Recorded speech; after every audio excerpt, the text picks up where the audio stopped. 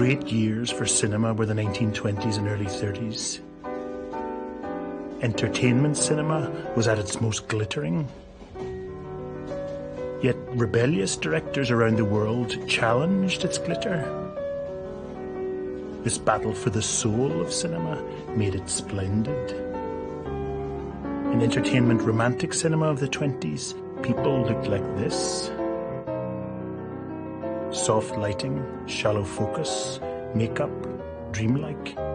But as we've seen, some of the first rebels were the great realist directors who, in a scene like this, scrubbed mainstream cinema of its fantasy, its gloss, even its makeup. But this was only the beginning of the revolution against romantic cinema in these years. Around the world, 7 further sets of rebels saw in film new 20th century ways of getting beneath the surface of what it's like to be alive. Film was their laboratory. The glory of 20s and early 30s cinema was the result of their obsessions, ideas, and societies. After the realists, the second challenge to conventional cinema in the 20s came from this man, Ernst Lubitsch. At first he acted in movies. He's like an inept seducer, overacting, an adolescent almost. In the films he directed, he mocked the heavy-handed, almost Victorian way that sex and love were shown in the movies, and came up with a style that was all his own. This scene from his early film, The Oyster Princess, shows Lubitsch's mocking, subversive tone. A capitalist smokes a ridiculously fat cigar. He has an army of stenographers, and his assistants, of course, are all black.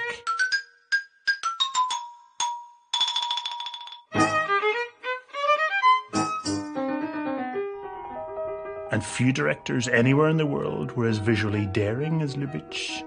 In this film, The Mountain Cat, a girl falls in love with a lieutenant, so he gives her his heart.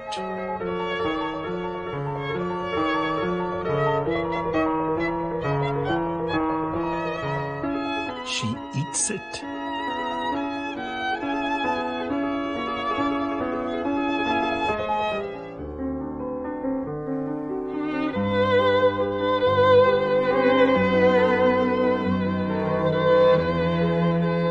Snowmen come to life and play music. The film's a riot of surreal production design. Its screen masking is even more daring. Such virtuosity was noticed by Hollywood, of course, and The Mountain Cat was Lubitsch's last film before moving there. American censorship meant that Lubitsch had to be inventive in how he portrayed sexuality there. Look at this scene in his hugely successful American film, The Marriage Circle. A psychiatrist and his wife are at breakfast. We see a close-up of an egg, then of a coffee cup. She stirs her coffee, then his hand disappears, then hers. The breakfast is pushed aside. A more urgent urge than that to eat has overtaken them. Lubitsch films nothing of their lovemaking, of course, but his use of objects is the cinematic equivalent of a raised eyebrow. Far more daring in his suggestion of sexuality than Chaplin or Keaton or Lloyd. Lubitsch went on to make more sparkling comedies in America in the 30s and 40s and ran the Paramount studio.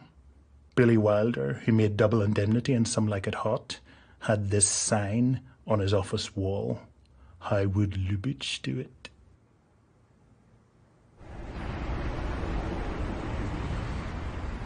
Where Lubitsch was innovative with film comedy, the third assault on the conventions of 20s cinema came from this city, Paris. The pioneering Lumière brothers had been influenced by Impressionist painters, and now filmmakers like Germaine Dulac, Abel Gance, and Marcel L'Herbier used cinema in an Impressionist way too. Like this, our restless eyes darting around, scanning, not cutting. This showed how people actually see things and how mental images repeat and flicker. This film, La Rue, is a grand work of Impressionism. It strangely begins with images of its writer, producer, director, Abel Gance, then tells the story of a complex love triangle. One of the men in the triangle falls off a cliff.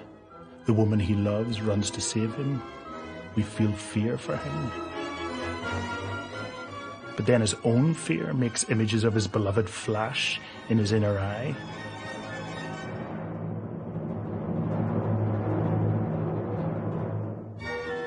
We're inside his head. The movie screen becomes his inner eye. Romantic cinema had many cliffhangers, of course, but its images always had to be readable. Here, some of Gance's shots last just one frame, far too fast for us to take them in one by one. They flash past, giving us an impression of his final moments.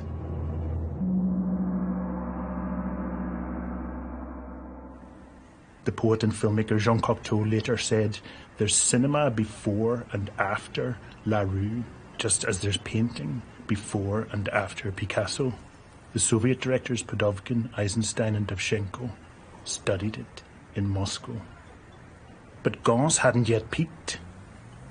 In the following 4 years, he wrote, directed and edited a 4-hour Impressionist film about the early life of Napoleon Bonaparte, the French revolutionary, national leader and militarist, portraying its main character as a tragic hero and making mainstream romantic cinema look static in comparison.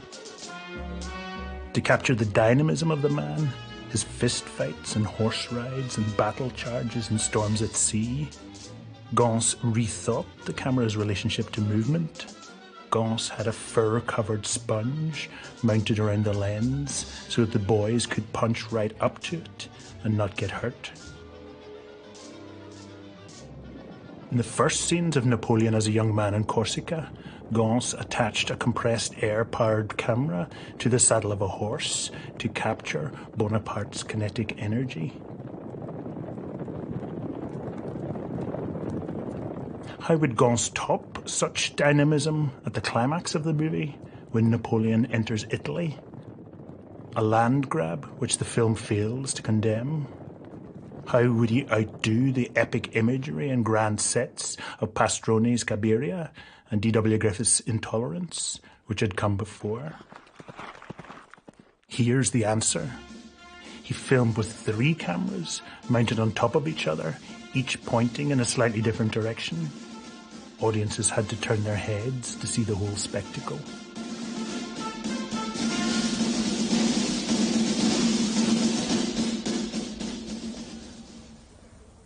Napoleon had its world premiere here, the Paris Opera. The Los Angeles Times called it the measure for all other films ever. But despite such acclaim, it was shown infrequently. In 1979, after a mammoth restoration of the negative by British historian Kevin Brownlow, Napoleon was triumphantly screened here at the Telluride Film Festival in Colorado. Gance, then aged 89, travelled to the screening and watched the film from his hotel room across the street from the outdoor cinema. The last time he saw his masterpiece of Impressionist filmmaking.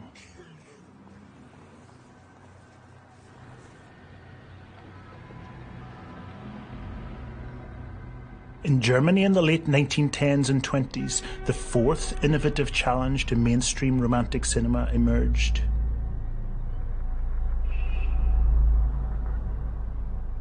Directors wanted to show deeper aspects of the human mind than the French Impressionism of Abel Gance.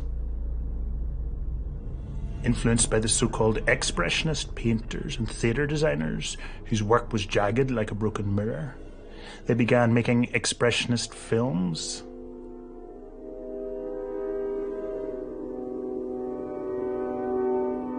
Less than 30 were made, but they were exported all around the world. Germany had just been defeated in an appalling war, but because it closed its borders to foreign films in 1916, its homegrown film industry was stimulated. The most influential of the Expressionist movies was this one, The Cabinet of Dr. Caligari, directed by Robert Wiene, which was made before Chaplin's first feature, or the accession of Emperor Hirohito in Japan. It was full of fear, haunting murders, graphic rooms.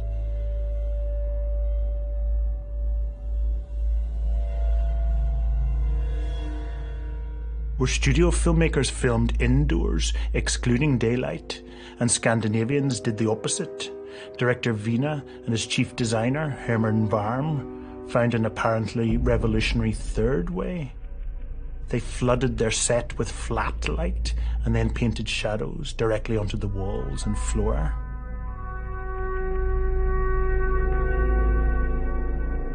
Cesare, a sleepwalker on show at fairgrounds, murders the enemies of his master, Dr. Caligari, at night.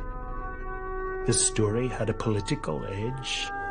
Caligari represented the controlling German state.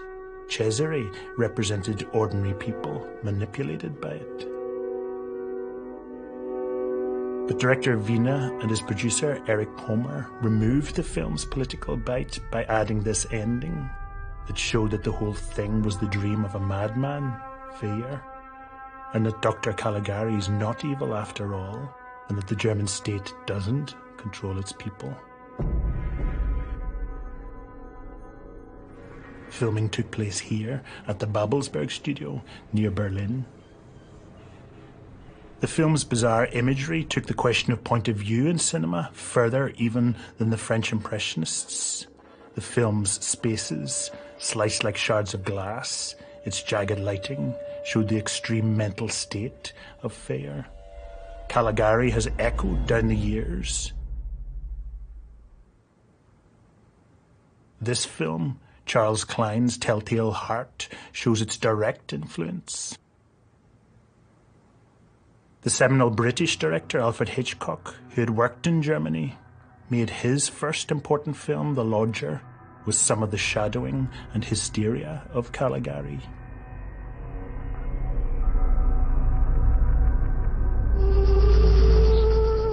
But the most astonishing outgrowth of the cabinet of Dr. Caligari came in Japan in the early 20s.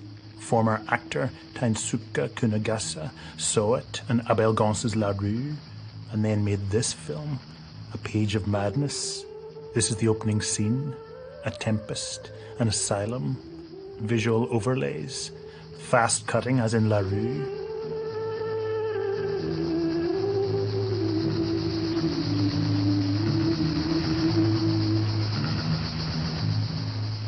A woman dancing in an Art Deco setting. The woman's in the asylum. In complex flashbacks, we find out that she's tried to drown her child. Her husband takes a job in the asylum to try to help her, but then his mental state deteriorates too. A Page of Madness goes further than Caligari because it's not just the central character who's psychotic. The film itself, its editing and imagery, seems psychotic too.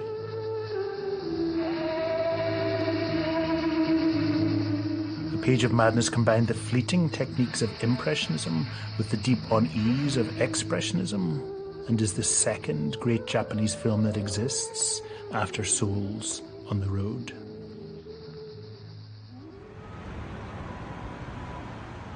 Back in Germany, Fritz Lang, the Viennese son of an architect, started making films about the deep structure of society rather than the surface claims it makes for itself. Lang made the most iconic film of the silent era, a movie that might have been made by an architect. Metropolis, set in the year 2000, tells the story of clashes between workers and an authoritarian industrialist in a giant city. Like a fantasy New York, roads and railways in the sky, brilliant model shots. A young woman, Maria, inspires the workers and is almost Christ-like, but the industrialist builds a robot that looks like her to manipulate the masses. The robot is a deco mannequin, lit with flashing lights, symmetrically framed. The astonishing opening eyes of the woman, enhanced by makeup.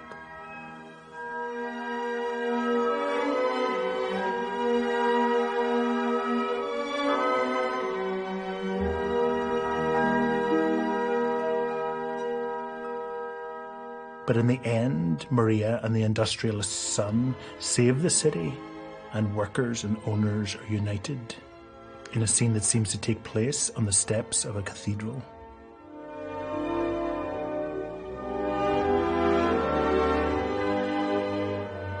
Lang's cityscapes and robotics, exploitation and urban paradise were profoundly influential.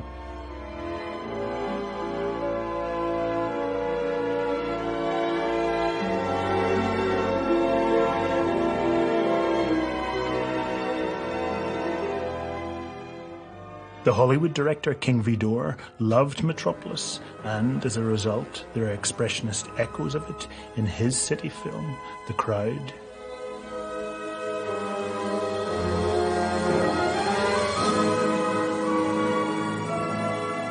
Adolf Hitler liked Metropolis, and the inmates of the Nazi concentration camp Mauthausen compared the huge ramp that they had to build to this one from Metropolis.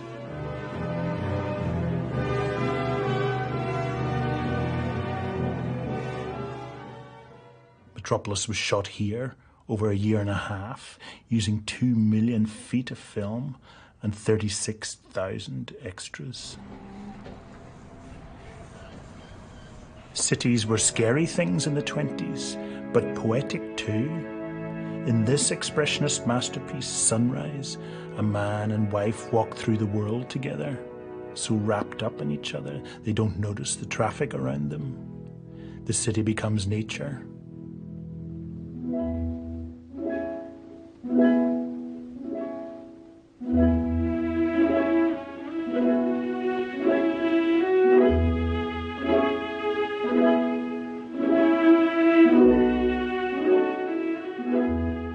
And then city again.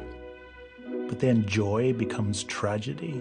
On the way back from the city, the wife seems to drown in a lake. Grief-stricken, the man blames the city and a woman from it. A woman who tried to seduce him. She showed him visions of bright light, of dancing. She's a symbol of greed and speed.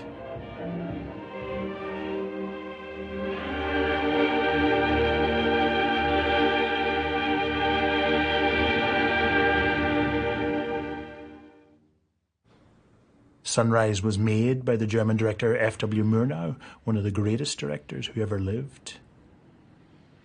This is him, the tall man on the extreme right, dancing in Sunrise, looking a bit awkward and shy as he did in real life.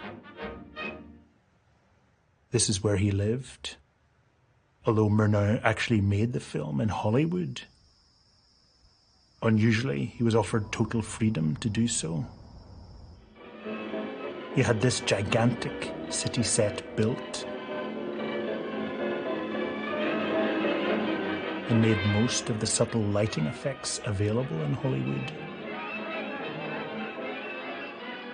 In the end, the city woman, the symbol of modernity and avarice, leaves, and the life of the man and the wife becomes like a German romantic painting.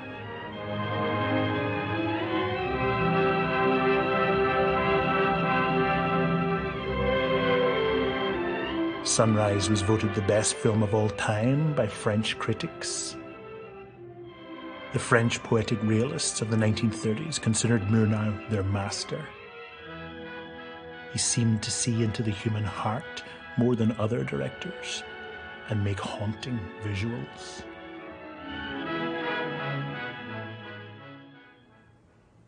Murnau died in a car crash in California in 1931. This is his death mask.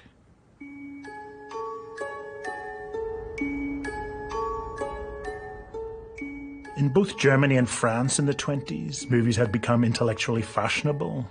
They were all the rage in art schools. And so it's no surprise that experimental artists and filmmakers pushed movies even further away from the Hollywood norms than German Expressionism. They were the fifth set of rebels to challenge conventional cinema in the 20s and 30s.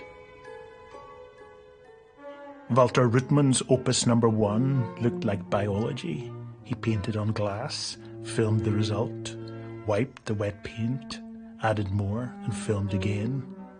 One of the first abstract animations.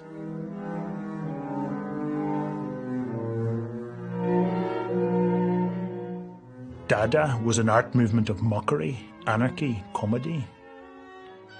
In 1924, the Dadaist Francis Picabia commissioned this film, Entr'acte, to play in the interval in a ballet. René Clair, the former journalist who made it, put the camera in places that a conventional ballet could only dream of. Right underneath the dancer, or at the barrel of a dancing cannon. Said Picabia of the result, "It respects nothing but the desire to burst out laughing."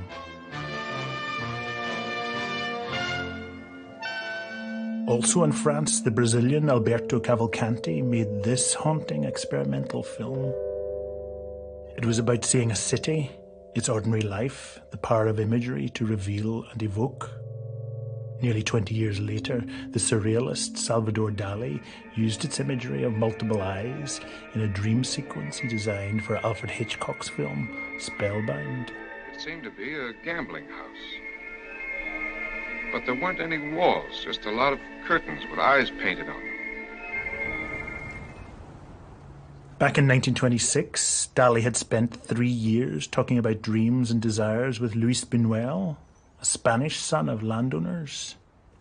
Inspired by this conversation, they wrote a screenplay for this film, Un Chien Andalou, directed by Buñuel. It starts with an image of Buñuel smoking. He has a cutthroat razor. He sees a cloud going across the moon, and either he or the film imagines it as something else. The razor cutting a woman's eye.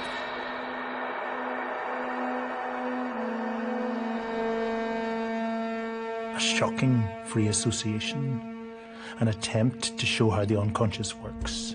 Then a man dressed as a woman falls off his bike. He's been carrying a box. This is the box.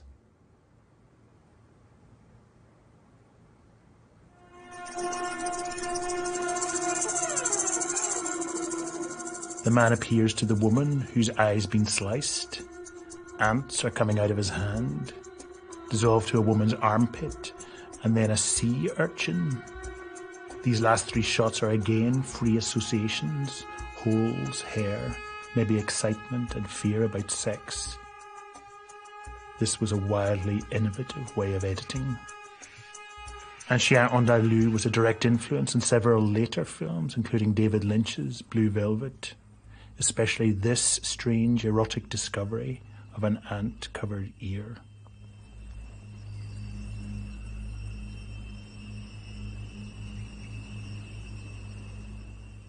Buñuel's next film, the feature-length L'Âge d'Or, is still shocking. A man and a woman are trying to make love in the mud. A crowd of bourgeois people and clergy stops them.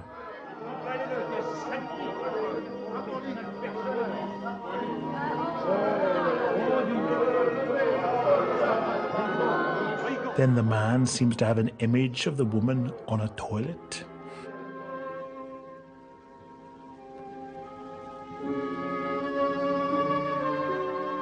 The toilet roll seems to burn, dissolve to lava.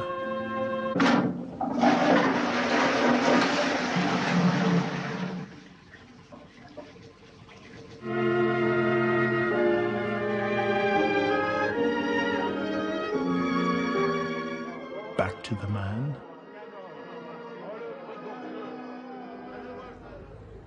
The film was premiered here on December the 3rd, 1930. Members of the Fascist League of Patriots hurled ink at the screen and attacked the audience. A Spanish newspaper called it the new poison.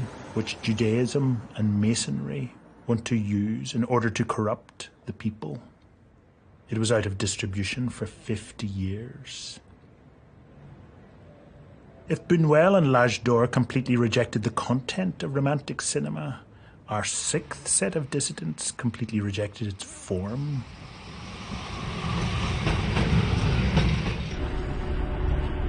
Следующая станция – улица Сергея Эйзенштейна.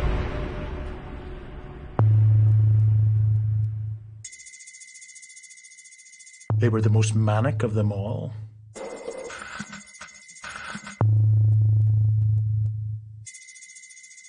In two revolutions, Russia dashed to what it thought was modernity, tried to make society more equal, and violently removed its old ruling class.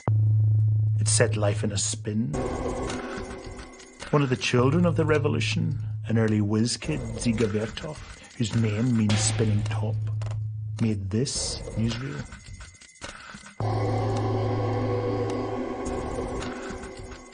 The camera attached to a train, worshipping the work of peasants. The new boss of the Soviet Union, V.I. Lenin, said, "Of all the arts, for us cinema is the most important."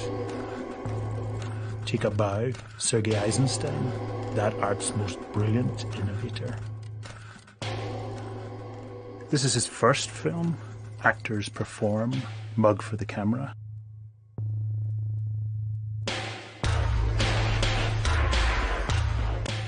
Eisenstein was one of the most complex people in the story of film. He was a Marxist on the outside, and an engineer too, and perhaps a Christian inside that, and Jewish, and bisexual. He made this film about a mutiny on a battleship.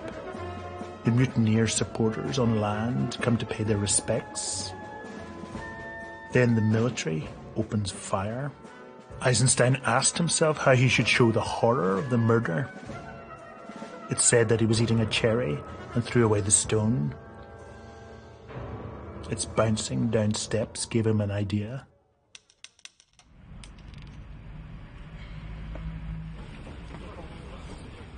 Steps, he thought, are like the world tilted forwards to form a stage. Eisenstein decided to film the murder on such a stage. He'd cascade the murdered people down the steps.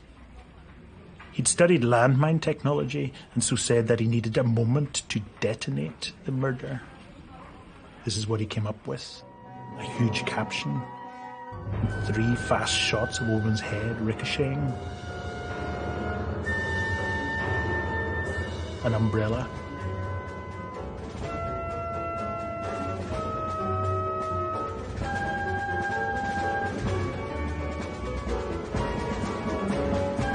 Fall shot with a handheld camera.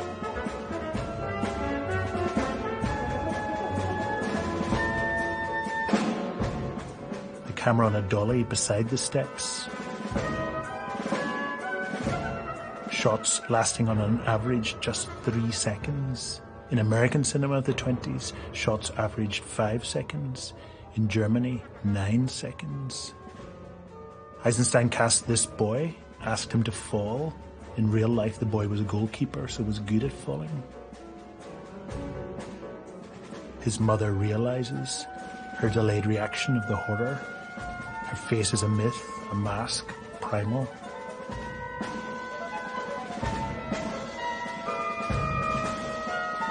And then this horrific moment.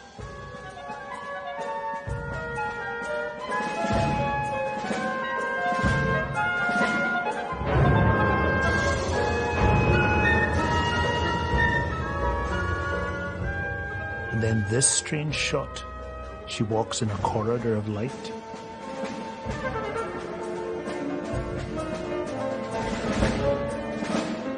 The camera's mostly been on the left, near the bottom of the steps, but then it's here, top right. A mother out of D.W. Griffith. Eisenstein adored Griffith. Her pram teeters. Her dying body pushes it. It becomes like the cherry stone, falls through the killing field.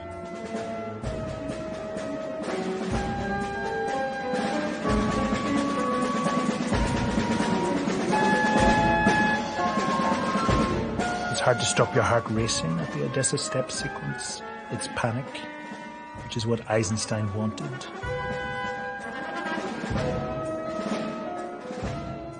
He called what we've just seen the montage of attractions. When we look at the Odessa Steps sequence on screen, the army stepping on the boy moves us. It leaps from the screen to us. Seeing the pram moves us. The emotions come from the screen to us. In our heads, the two things collide and create the idea of innocence slaughtered by the state, the Tsar. 1 + 1 = 3. Eisenstein says that he ploughed the mind of the audience. Battleship Potemkin premiered in this cinema, built in 1909, one of the oldest in the world. The film took the world by storm. Charlie Chaplin loved it. This is Eisenstein's stuff. Walt Disney admired Eisenstein.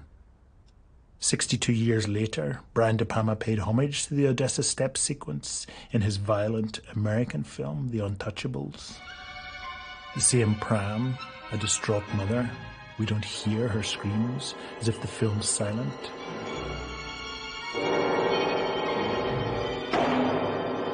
Splintered editing.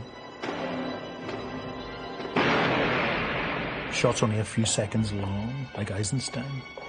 Peril. Shooting down a grand staircase.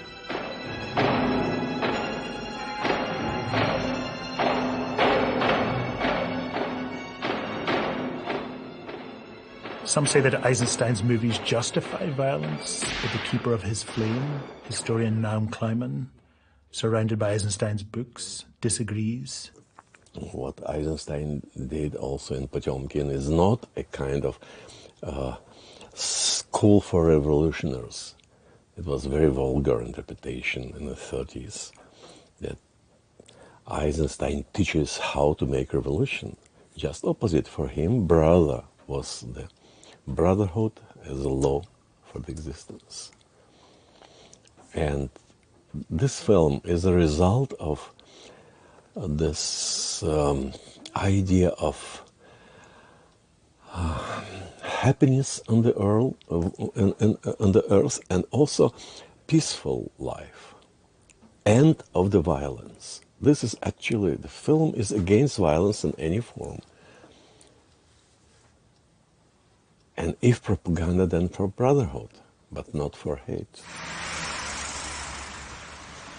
The humanism of Eisenstein.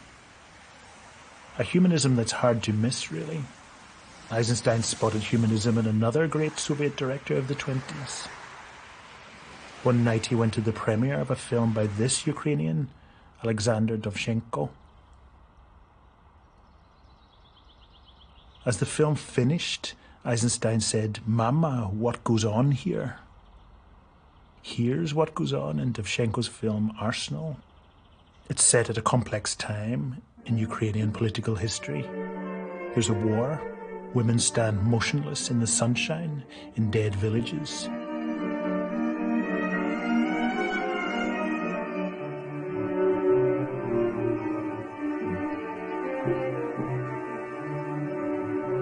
It's like the women can hear the song of the war inside their heads.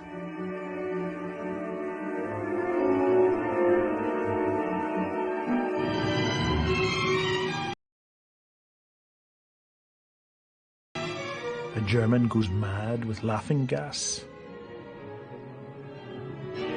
An astonishing image of a soldier dead, half buried, but smiling.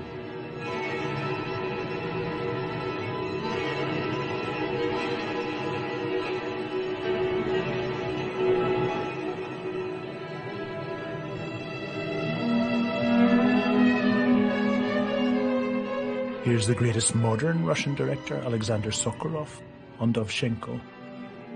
Потому что он первым открыл чувство нам в изображении, первым показал практически, как можно выразить на экране атмосферу, быть безгранично искренним Ну что необычного? Идет человек, молодой парень, идет по ночной дороге, пыльной, да, и от какого-то счастья начинает танцевать. Ну что такого необычного? Вдруг в него стреляет, и он падает.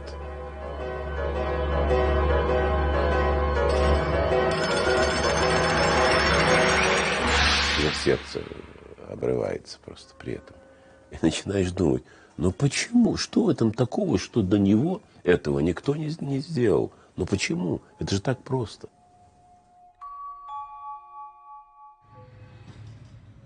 Here's the original screenplay of Dovzhenko's film, Arsenal. It's still housed in Vgik, the film school where Eisenstein taught, in this very room. Lenin died, of course, and Stalin came along, and the spinning, winning brilliance of Soviet editing died too. Eisenstein went on to create more masterpieces, then he died in 1948.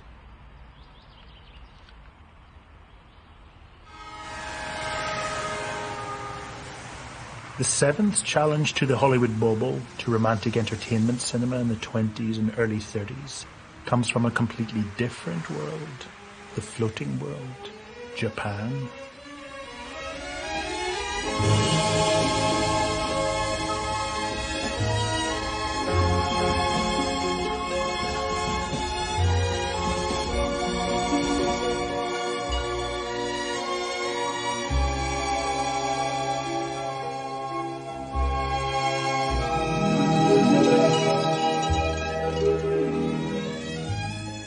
Japan fought most of the world in the 1930s and 40s, and, in its arrogance, killed millions.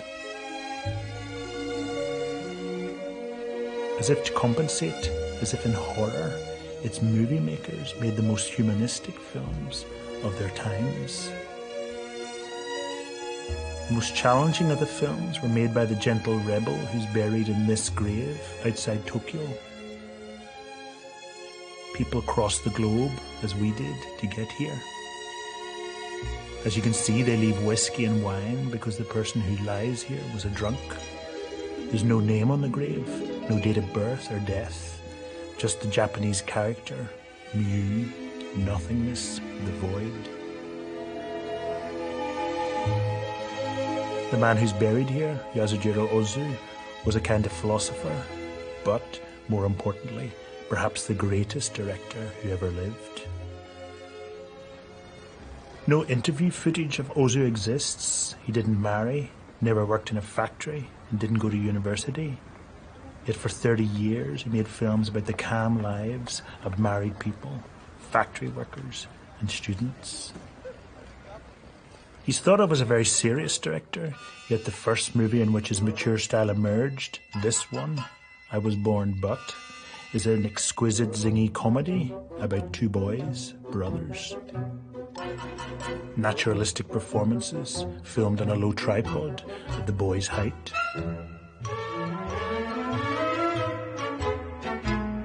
They move to a new suburb. An existing gang of boys squares up to them. A battle of wills in a boyhood universe.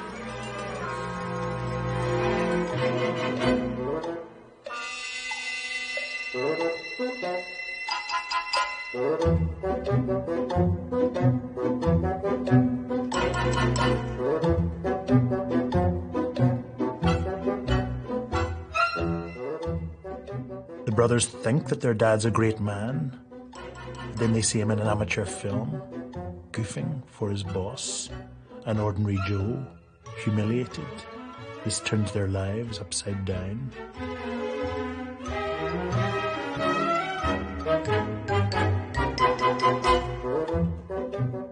They go on hunger strike.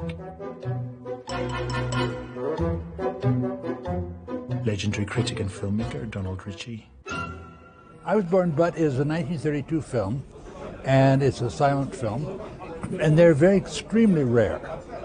Almost all the I would say about 90% of all silent film has been destroyed in Japan by natural causes, the earthquake, or by unnatural causes like the bombing of Tokyo. Ozu himself said that It's supposed to be a comedy, but it came out sort of dark, says Ozu. And so this extraordinarily honest film, which tells a lot about society, a lot about kids, a lot about fathers, is something where the balance is so right that, of course, it's a masterpiece. And that's one of the many ironies of the film, is the boys have adjusted. The boys could adjust to anything. They adjusted to their empty stomachs when they ate their breakfast. They adjusted to their fathers being an idiot. They've adjusted to that. They're starting to adjust to the ways of the adult world, which, as their fathers told them, is a false world to live in. They'll probably never question it again. That's what we saw was the last of their innocence. They've become equipped for society now. Which is heartbreaking. Yeah, because society isn't worth all that.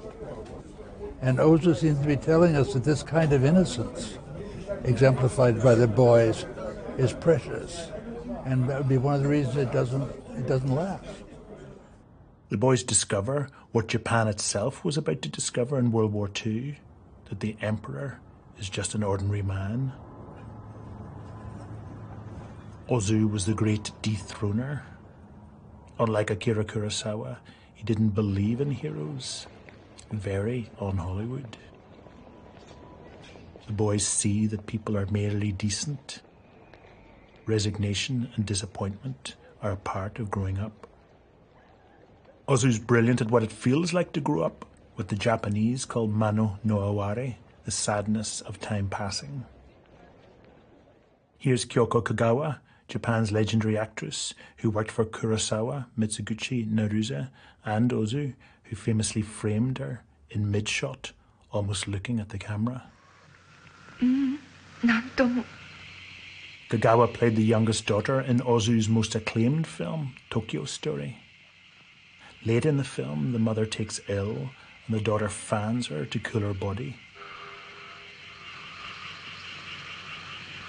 例えば私の場合はお母さんが病気で倒れてでうちわでこう仰いであげてるカットがある。そして手を下ろしてこう時計を見て駅にお兄さんたちを迎えに来ますっていうカットがあったんですけれども、うちわを3回だったかな5回だったか動かしたら手を下ろして時計を見てっておっしゃったんですね。だからその通りにやったんですけれども、その時になんかこう監督さんのこうリズムみたいなものが終わりなのかなって思ったんですけれど、だいたいカメラの位置が低くて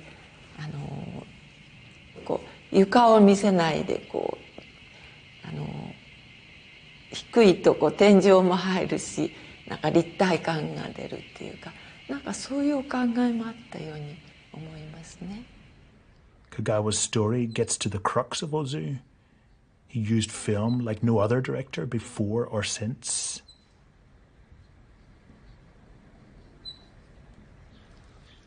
It was the norm in the 30s to have a camera at this height.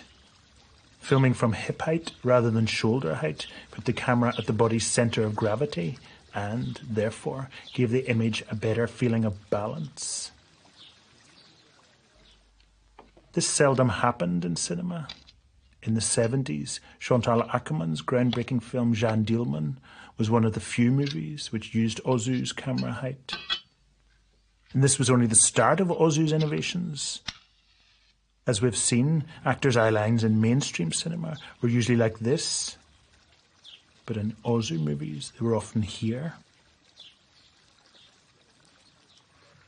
In conventional films, when actors talked to each other, the camera would usually be at this angle to them, about 45 degrees. This, as we've seen, was to make it look as if the actors' eyes connected across the cut. Ozu brought his camera right round between the actors, into the scene at 90 degrees. The actors didn't seem to quite look at each other, but the composition of the images matched each other visually. Ozu was very interested in matching his shots whether they were of human beings or, say, interiors in a house looking down a corridor. The more you watch, the more you feel the order of the space in his movies. His frames were windows on very balanced pictorial worlds. It follows that Ozu hated the human body to break the frame, and so he filmed from far enough back to ensure that if someone stood up, their head didn't disappear like this. And he used lenses of about 50 millimeters so that faces or spaces weren't overly bulging, as happens on a 20 or 30 millimeter lens.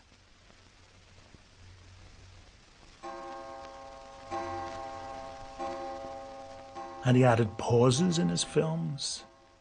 This boiling kettle doesn't just give the story a breather, it gives the space a breather too. It adds a moment of compositional emptiness, mu, the void, just as it says on his grave.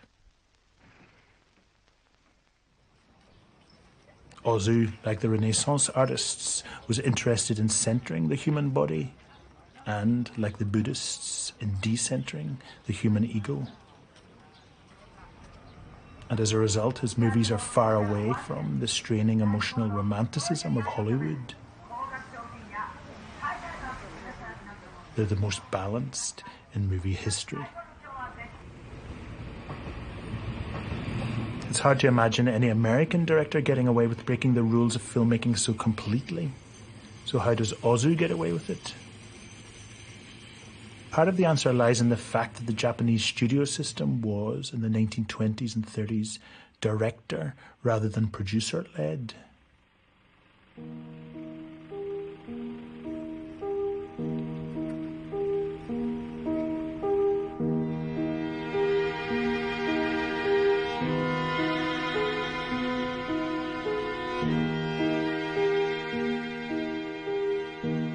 These are the very rooms in Toho Studio where a future director, Akira Kurosawa, planned his seminal film, The Seven Samurai, in the 1950s. This man built some of his sets.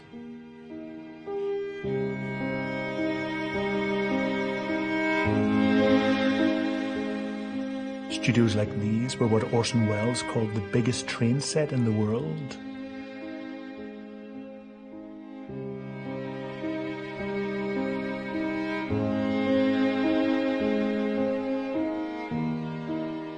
Ozu, not a producer, would have called the shots in such spaces too.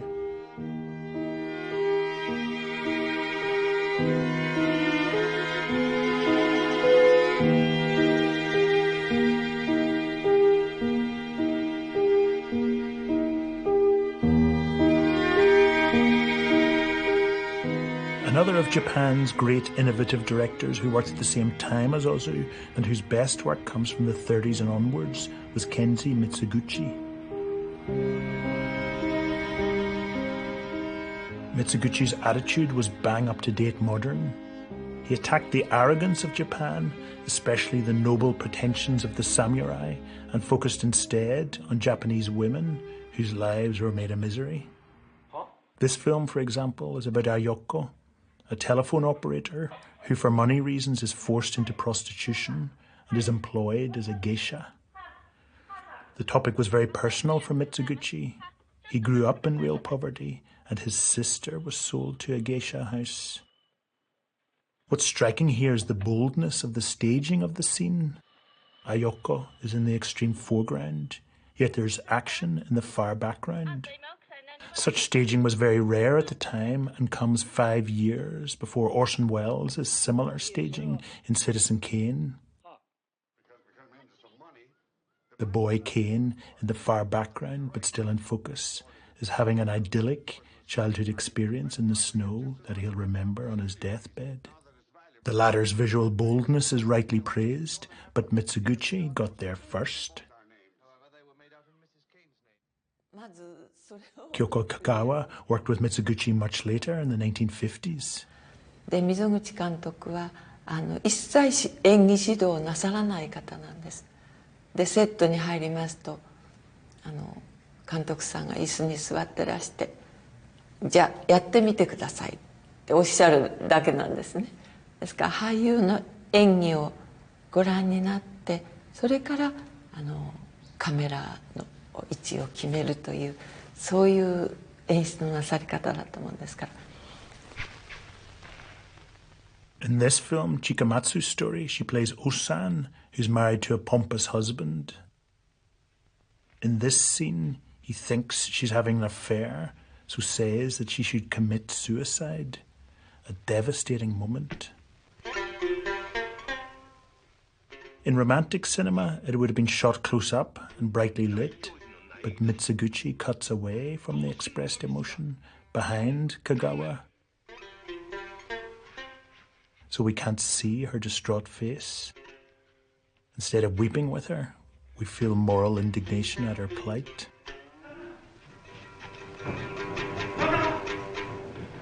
それと溝口監督が独特のおっしゃり方でしたけれども、そのリアクションを反射してください、相手の言葉とか動きに反射してください、それをよく見て反射してくださいということも本当に何遍も言われましたからね。だから芝居というのは自分の番が来たからセリフを言うとか言うんじゃなくて、相手の動きとかセリフに反応して初めて自分の動きと言葉が出てくるんだっていうことをとても教えられましたから、黒沢組の場合もやっぱりそういうシーンが多かったのでね、いつも反射と思ってやってました。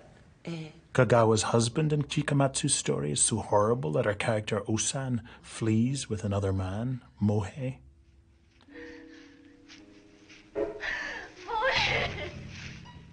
Mitsuguchi was known as a woman's director, and Kagawa feels that she learned much from him, especially in this scene.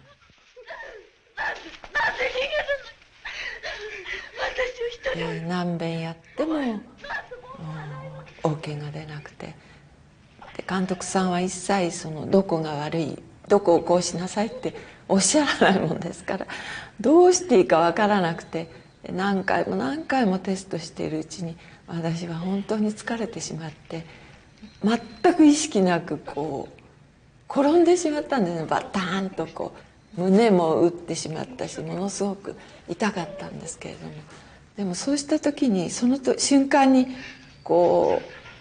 なんていうんですかね、自分でもわからないんだけど、この中からうわーっと湧き上がってくるような感情が感じまして、でそのままこっちにいる茂平にそのままぶつかっていってラブシーンになるわけですけれども、そしたら監督さんが「お前なくて生きていけると思ってるのか。お前はもうここにいやない。私の夫よ、旦那様よ。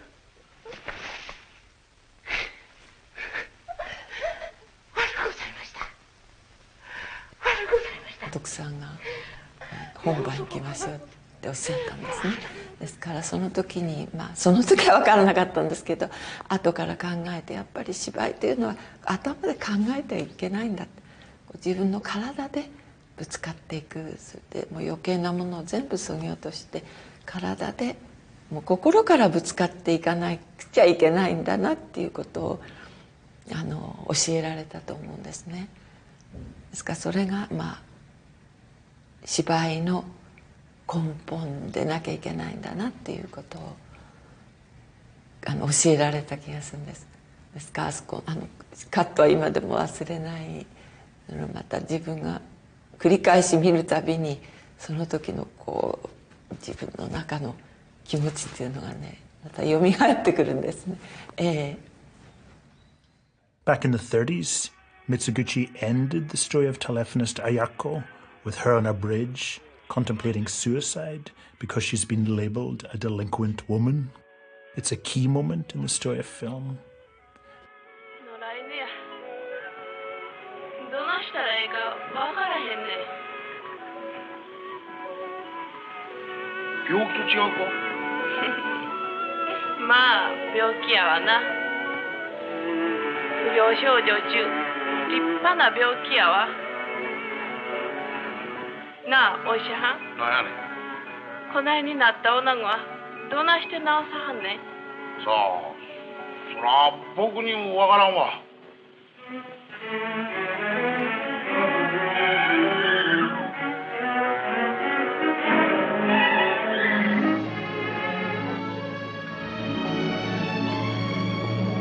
Nearly a decade later, in an American film called Mildred Pierce, Joan Crawford finds herself on a similar bridge, contemplating a similar fate.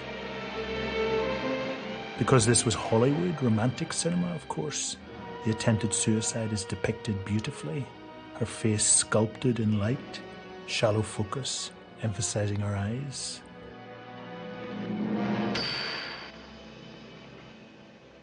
It would take well nigh 2 decades before the achievements of Mitsuguchi and those of Ozu would be discovered, so to speak, by the romantic cinema of the West. One of the greatest oversights in movie history.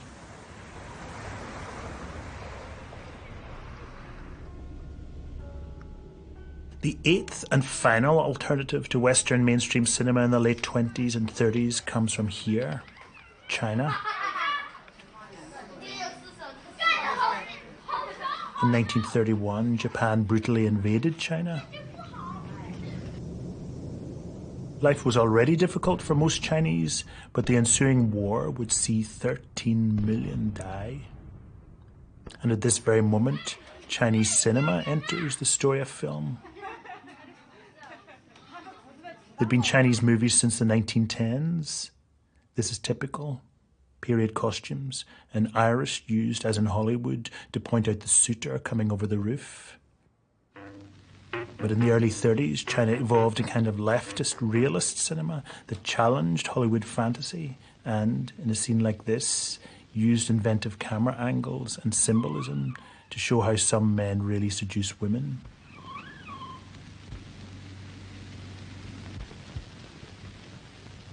This city, Shanghai, the Paris of the East, one of the most cosmopolitan cities in the world at the time, created that challenge. Film studios sprang up, great directors came to the fore, and movie stars were made. The greatest of them all was this woman, Ran Lingyu, often called the Chinese Greta Garbo. Here, she's a single mother at her son's school performance.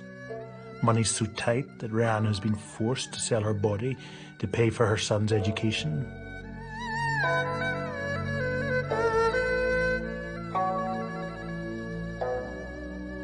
A lovely tracking shot shows the whispers of disapproval. And the school hears of her prostitution. It shuns her, and she's imprisoned. Women in particular identified with Ruan.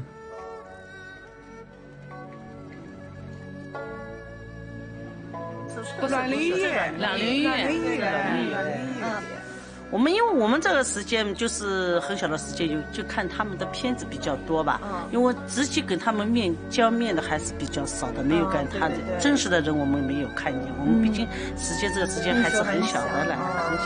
就是拍的挺生动的啊，挺现实的，那个社会就是这样，对吧？Ruan's movies were often set in Shanghai back streets like this. Though those shots were usually recreated on Shanghai movie sets like this.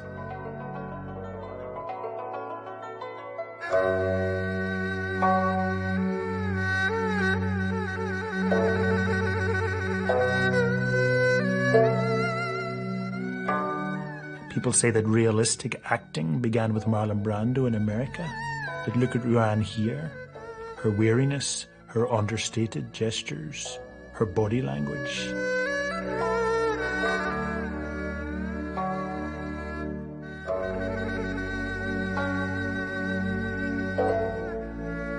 This is decades before Brando. When Maggie Cheung played Ruan in the film Center Stage, director Stanley Kwan had her repeat this famous scene.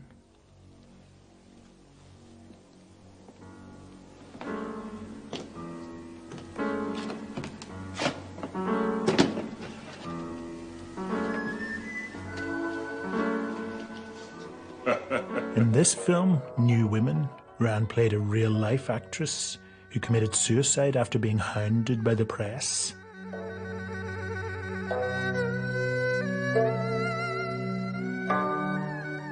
And here's the kick to this story. The prurient Shanghai tabloids trashed Ruan's name because she was modern and realistic in a city of sparkle and cheap sex.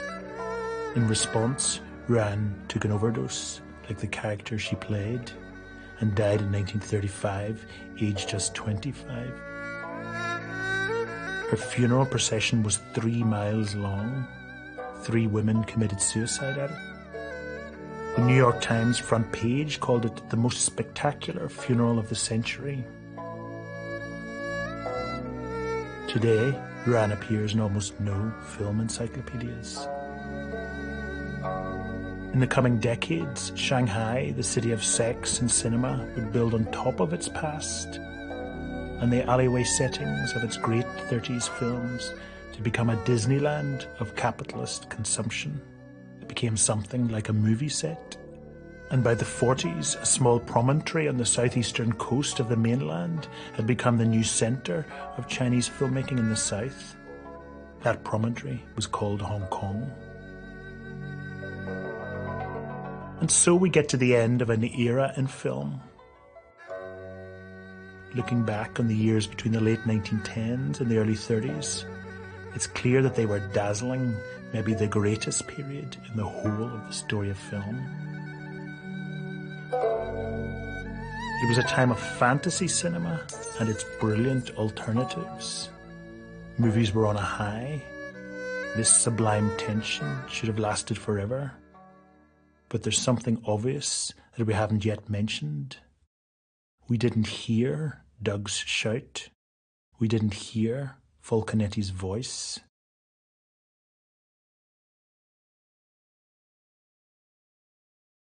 We didn't hear Cesare's nighttime victim scream.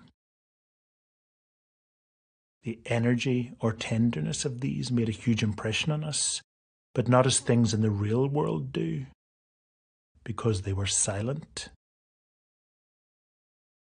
What in France is called deaf cinema.